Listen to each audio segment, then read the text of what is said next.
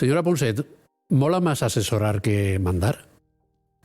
Uy, qué pregunta tan complicada. Tenemos tiempo, pero en este momento de mi vida quizás sí. Estar en una segunda línea, pero dentro de la política, que es lo que a mí me gusta, pues me gusta mucho. Pero usted es joven, fuera, no, pero los focos pesan mucho. Mira, hay un desgaste en política. Cada político que ves desde el ámbito internacional, ¿no? Tienes a Obama, pasando por todos los nacionales y los locales, tú deja a una persona 5 años en política y al cabo de 5 años la verás llena de canas.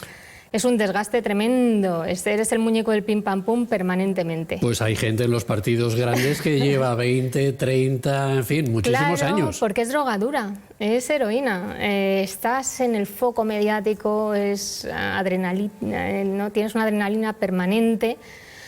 Y luego yo creo que la política te da algo muy especial, que es que piensas que puedes hacer algo importante. Piensas que puedes cambiar la vida de la gente, que es cierto, ¿no?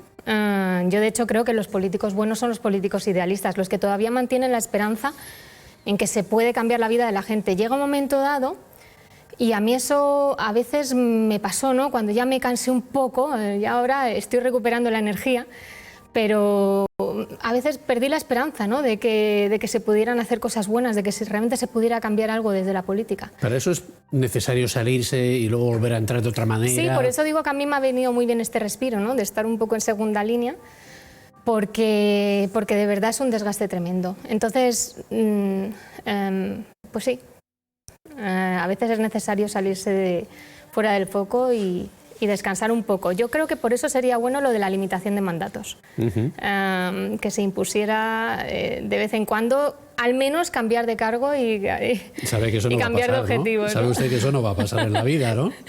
Bueno, veremos. Si lo dejamos en manos de los políticos, desde luego creo que no. ¿Es fácil asesorar a Ximo Puig? Sí. Claro, ¿qué le va a decir usted, no? No, pero a ver, podría decirte que es complicado, pero no, es que es una persona muy abierta a escuchar. Yo creo que, bueno, en fin, es parte de su gran talento el hecho de saber gustar a gran parte de la sociedad valenciana, incluso con la que no comulga con sus ideas, ¿no? Y eso es, Ximo puede tener muchos defectos como cualquiera de nosotros, pero desde luego no tiene el de no escuchar. Es una persona siempre abierta a escuchar, yo creo que a muchísimas partes de la sociedad y también, por supuesto, a las personas que trabajamos para él, ¿no? Y eso es un gran valor como político y que falta hoy en día. Hay mucho dogmático, ¿no? Sí, bastantes. Sí, pues no es su caso. Y en la Generalitat también hay alguno. Sí. Es curioso porque el presidente de la Generalitat tiene fama de ser, bueno, él es federalista, se confiesa federalista y por tanto algo nacionalista, cosa que no parece casar muy bien con la idea europea que usted defiende. Bueno, y para la que le ha contratado también como asesora, ¿no? No crea. Ximo es un europeísta convencido, pero declarado además.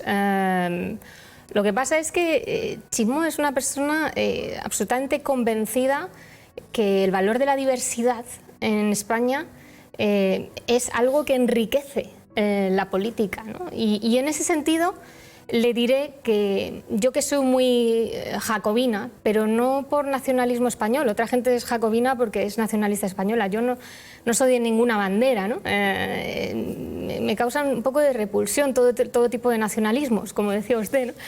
Pero realmente creo que, como decía Enric Morera, me decía una vez, la biodiversidad es un valor, Carolina, igual que en la naturaleza. Y en ese sentido, incluso personas tan jacobinas como yo, tengo que reconocer que si no sabemos reconocer el valor de la biodiversidad en España, de la diversidad en España, este proyecto político que es nuestro país no va a salir adelante, ¿no?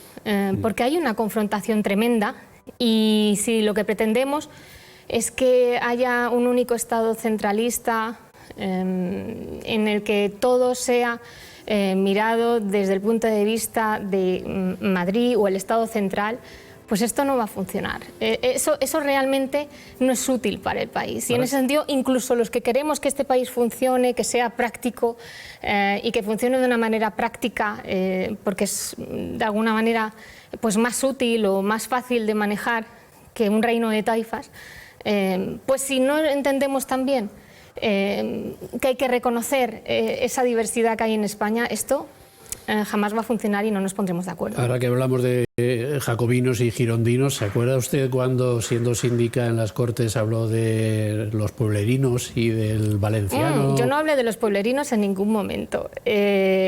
Yo lo único que defendí y sigo defendiendo es que el sistema de inmersión lingüística en un solo idioma, sea el que sea, es un error.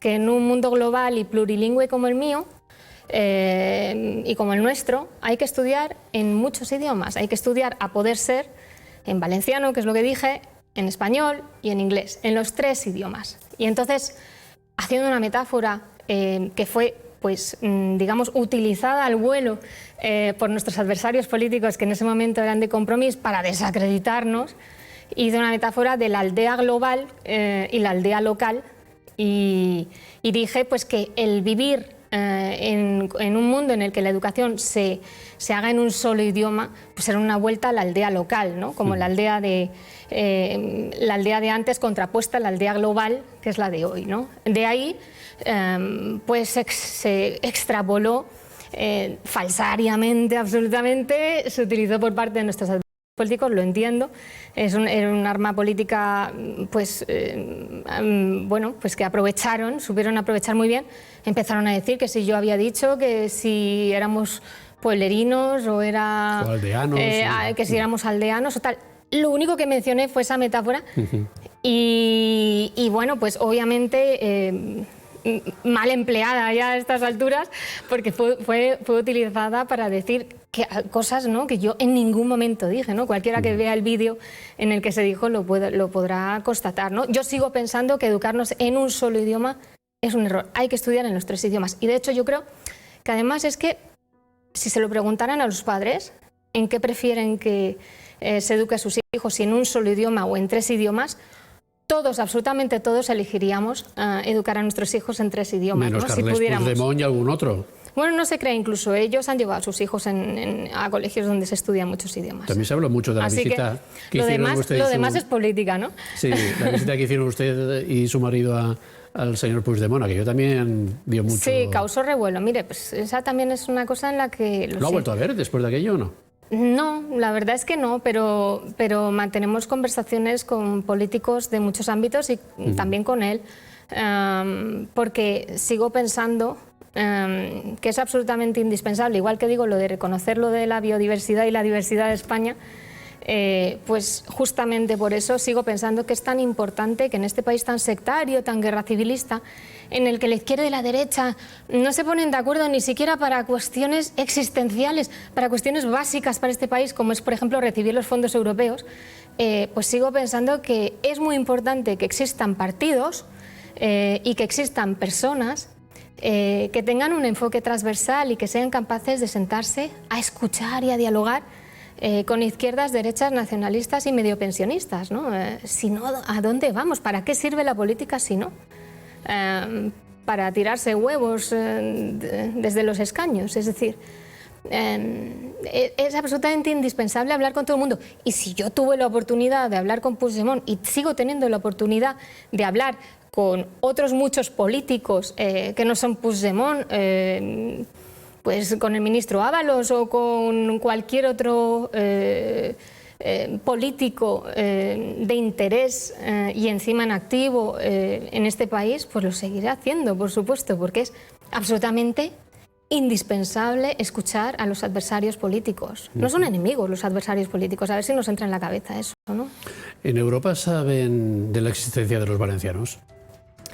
Pues mire, es una de las razones por las que el presidente también, cuando hablamos para que yo entrara a trabajar para él, pues la imagen exterior de la Comunidad Valenciana era una de las cuestiones que tenía también preocupado al presidente, en el sentido de que, bueno, pues yo creo que la imagen a nivel exterior de la Comunidad Valenciana no es ni buena ni mala, muchas veces es inexistente, porque debido al conflicto permanente, ¿no?, que desde el punto de vista político hay en España con el País Vasco y Cataluña, por los que siempre salen en los medios y los que siempre tienen impacto mediático, básicamente son Cataluña y el País Vasco. Y muchas veces, pues, en la Comunidad Valenciana, siendo una potencia, ¿no?, a nivel económico, siendo una potencia a nivel comercial, siendo una potencia a muchos niveles, a nivel turístico y de todo tipo, pues nuestra imagen se queda un poco descolgada y no se sabe tanto de nosotros como se debería, ¿no? Y en ese sentido es importante, ¿no? Pero tenemos una oficina ahí en Bruselas. Tenemos una oficina en Bruselas, pero no es eso lo que da la imagen de una comunidad, ¿no? Y en ese sentido también hay que creérselo, ¿no? Hay que encontrar elementos que en esta comunidad sean aglutinadores de todos los ciudadanos, ¿no? Y en ese sentido la Comunidad Valenciana muchas veces es difícil encontrar elementos que aglutinen, tanto como, por ejemplo, le ocurre a los vascos, y cuestiones que aglutinen a todos los valencianos, ¿no? Y en ese sentido yo creo que el presidente se puede apuntar un tanto, ha tenido un éxito a lo largo de estas 2 legislaturas, que es el tema de la financiación, ¿no? Es un tema que no importaba, de la infrafinanciación de la Comunidad Valenciana, es un tema que, por ejemplo, no importaba en Valencia y que ahora yo creo que sí que aglutina la reivindicación de la infrafinanciación de la Comunidad Valenciana, pues a amplios sectores de la población de norte a sur, ¿no? Y es que culturalmente esta comunidad es difícil, porque ¿qué tendrá que ver, pues, una persona de Morella, que, fíjese usted, pues ya casi catalán, ¿no? con un casi murcianico de Torrevieja, ¿no? Y en ese sentido, yo creo que sí que es importante reflexionar sobre qué aglutina en la Comunidad Valenciana, aparte de la paella, el turismo, el sol y todo esto, qué elementos de reflexión podemos encontrar para aglutinar a toda la población. Pero la infrafinanciación nos viene bien para la reivindicación en el mercado interior en España. A nivel europeo, ¿hay qué elementos podemos jugar? ¿Con qué elementos podemos jugar? Bueno, pues ese es un punto de reflexión, pero yo creo que al final, cuando te haces importante en tu país, en tu propio país, cuando cuentas en tu propio país, logras también proyectar una imagen al exterior, ¿no?, que es de lo que se trata. Pero si los valencianos no se lo creen, digamos, que al final el famoso enfotisme, ¿no? Menfot, al final, pues si no te lo crees tú, no se lo cree nadie, ¿no? Yo creo que hay el sentir que somos una comunidad que tiene un cierto peso político, y en ese sentido yo creo que el hecho de que, pues, el presidente se haya convertido en uno de los varones más importantes, ¿no?, dentro de lo que es el PSOE, pues es muy bueno para la Comunidad Valenciana, porque tenemos una repercusión y un peso político que yo creo que nos va a permitir también creernos en esta comunidad, que somos muy potentes, que somos muy innovadores, y que podemos salir adelante y proyectar una imagen en el exterior, ¿no? Por ejemplo, pues también a través de la firma de convenios. Ahora nosotros estamos trabajando, venía de hablar con el embajador de la UNESCO en París, y bueno, pues uno de los proyectos que tenía entre manos era firmar un convenio de colaboración con la UNESCO por parte de la Comunidad Valenciana, precisamente para participar en proyectos interesantes que plantea la UNESCO. Y cuando hablaba con él me decía, es que solo a lo largo de estos últimos 30 o 40 años solo lo han firmado Cataluña y el País Vasco. ¿Por qué? Porque son los únicos que se preocupan de proyectar una imagen al exterior, ¿no? Bueno, pues ahora la Comunidad Valenciana se va a incorporar, ¿no?, a ese proyecto y de proyectar una imagen al exterior. ¿Qué otras cosas lleva usted entre manos? Bueno, yo creo que ahora la que más me estimula es un plan de formación de todos los empleados públicos de la Comunidad Valenciana, para formarles en todo el tema de gestión de proyectos europeos, porque sabemos que la luz al final del túnel solo nos la puede dar pues ese gran caudal de financiación que va a venir con los fondos de recuperación europeos, porque es evidente que esta crisis del COVID nos afecta de manera diferente a las distintas zonas de Europa en función de la riqueza, ¿no? Y en ese sentido yo creo que de verdad la gente puede pensar que se ha gestionado mejor o peor el tema del COVID. Yo creo que al final se ha gestionado más o menos igual en todos lados, ¿no? Aquellos es una ruina absoluta para toda Europa, ¿no? Fíjese que en Francia se habla de abrir la hostelería en abril, en Inglaterra en mayo, bueno, en Alemania pues hay protestas por todos lados, en Holanda también siguen cerrados, ¿no? Quiere decir que no tenemos la exclusiva de la desgracia, y aquí cada uno pues lo ha gestionado más o menos bien como ha podido, pero en ese sentido el colchón económico que tenían los países ricos del norte de Europa era muchísimo mayor, y entonces la prueba de estrés que ha supuesto la crisis del COVID pues les ha hecho temblar, pero pueden resistir porque había un colchón económico muy fuerte, ¿no? En cambio los países pues, que estamos en situación más precaria, ¿no? Los países que tenemos, pues, por ejemplo, como nosotros, una tasa de paro juvenil que duplica la media europea, pues la crisis de estrés, hablando un poco en términos de preferentes, ¿no? De la crisis de las preferentes, que ha supuesto el COVID, pues evidentemente no es que nos haya hecho tambalearnos, es que nos ha hecho caernos al suelo, ¿no? Y en ese sentido la gran esperanza ahora mismo es la gestión de los fondos europeos, porque es realmente el único flujo importante de dinero que va a entrar ahora de forma inmediata, y que además va a entrar en cuestiones muy interesantes. Y por eso es tan importante no solo que entre, sino que los sepamos gastar bien y los sepamos gestionar bien. Y en ese sentido, pues no hay dentro de lo que es los empleados públicos una buena formación para gestionar los proyectos europeos. Y hemos puesto de acuerdo a las 5 universidades públicas valencianas para que de alguna manera nos presten los mejores técnicos de sus oficinas de proyectos europeos para ejercer de docentes de los empleados públicos en la Comunidad Valenciana.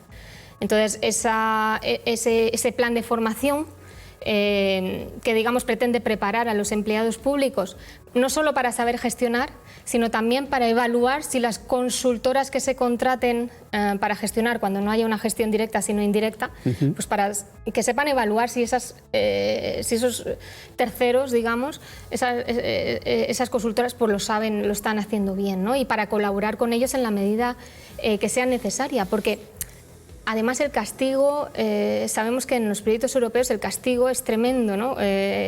Cuando se gestiona mal.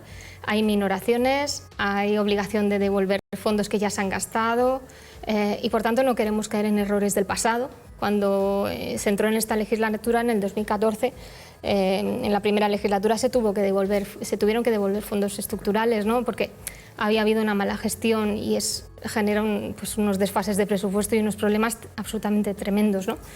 Y en ese sentido pienso que es fundamental que saquemos adelante este plan de formación. De aquí al verano va a haber pues un cogollo importante de empleados públicos, tanto en el ámbito autonómico como en el ámbito local, unos a través del Instituto Valenciano de Administraciones Públicas, otros a través de la FEM, de la Federación Valenciana de Municipios y Provincias, formándose para gestionar lo mejor posible esos fondos europeos que nos van a llegar. ¿A estos funcionarios?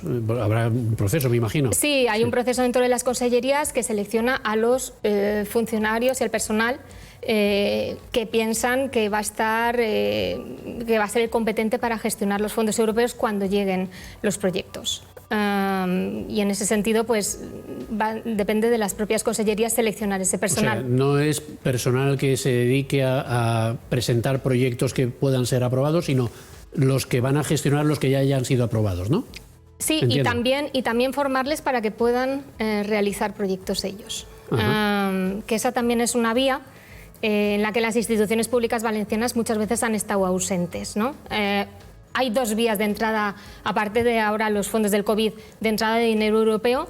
Una son los fondos estructurales, que son habas contadas. Te llega el dinero, tú ejecutas el presupuesto, ejecutas el proyecto. Otra son los fondos de libre concurrencia, que son esos programas a los que te presentas a competir con todos los proyectos europeos. Ahí, como es una metodología tan compleja, tan obtusa, la de la financiación de los fondos europeos y los programas, pues ahí las instituciones públicas valencianas muchas veces han estado ausentes, pero hay cientos de miles de millones de euros y que en este momento vamos a necesitar pues como el agua, ¿no? Y como el aire para respirar. Entonces no podemos seguir estando ausentes en ese sentido y tenemos que participar y presentar proyectos y ganar. ¿Usted qué entiende de esto? Esos fondos europeos de recuperación para lo que nos está pasando con el COVID están en... Los 77.000 millones. ¿Están en peligro, como dicen algunos, porque no hemos reformado las pensiones y todo este tipo de cosas que son política nacional, pero bueno? Yo creo que Europa es consciente que aquí no se puede caer nadie del barco, porque si no se cae el proyecto europeo al suelo, ¿no?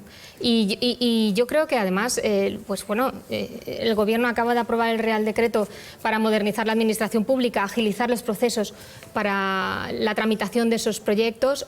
Ahora la comunidad autónoma, nuestro gobierno, el gobierno valenciano, va a presentar también un Real Decreto para cambiar las leyes, para que se agilicen esos procesos y no haya problemas en las tramitaciones. Y yo, sinceramente, creo que por la cuenta que nos trae, tanto a nivel nacional como autonómico, se harán las reformas que sean necesarias para que esa inyección de dinero se produzca. Ningún gobierno se podría permitir que eso faltara, igual que ningún gobierno europeo se podía permitir que con el COVID muriera gente en las puertas de los hospitales, y por eso, muchas veces... Claro, algunos han muerto en su casa porque no cabían en los hospitales. Claro, pero por eso muchas veces pues, se ha presentado esa dicotomía, ¿no?, de economía o salud, y no había tal dicotomía. Es que no se podía pues una sociedad occidental y civilizada permitir eso, ¿no? En su tarjeta de visita dice que se ocupa usted de asuntos europeos y de iniciativas estratégicas. Esto de las iniciativas estratégicas, que está usted ahí con un papel y un boli todos los días pensando, a ver qué se me ocurre, a ver...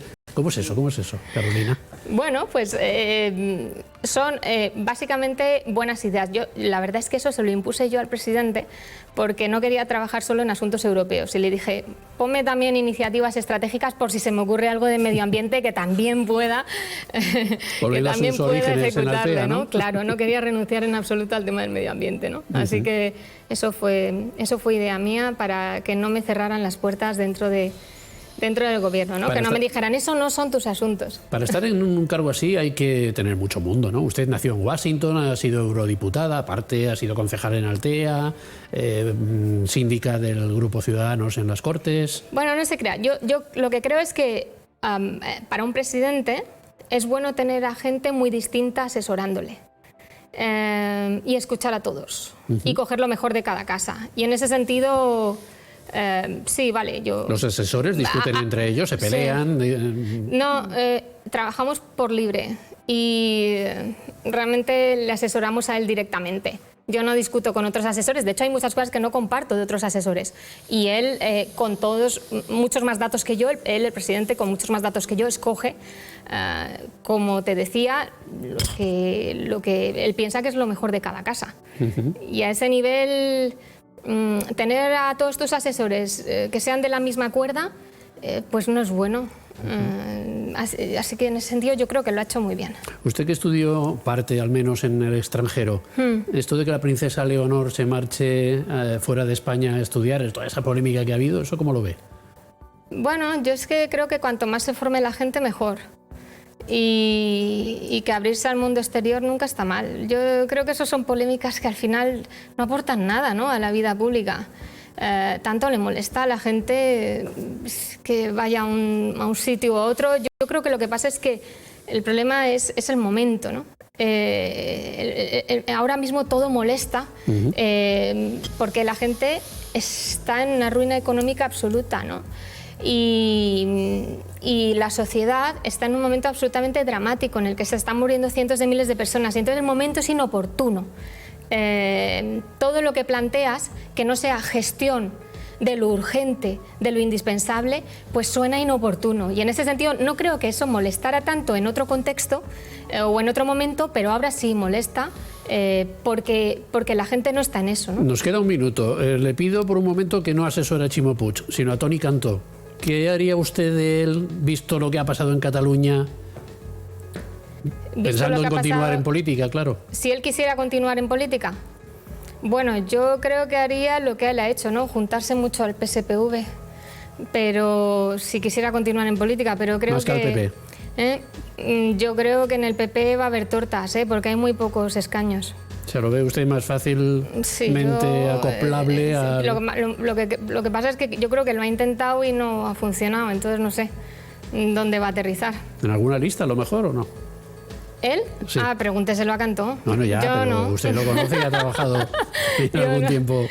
No, yo creo que la gente de Ciudadanos tuvo su momento, pero ahora creo que no son recuperables casi ninguno, por no decir ninguno, porque están muy quemados.